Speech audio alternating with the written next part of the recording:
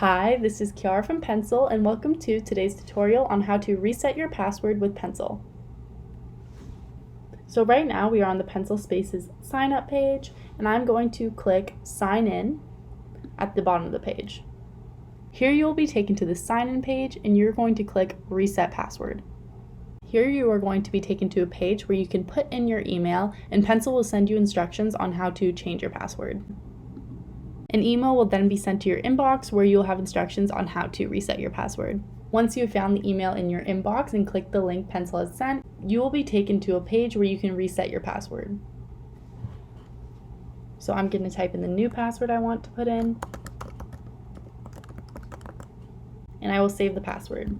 Once the password has been changed, you will be able to sign into your Pencil account with your new password.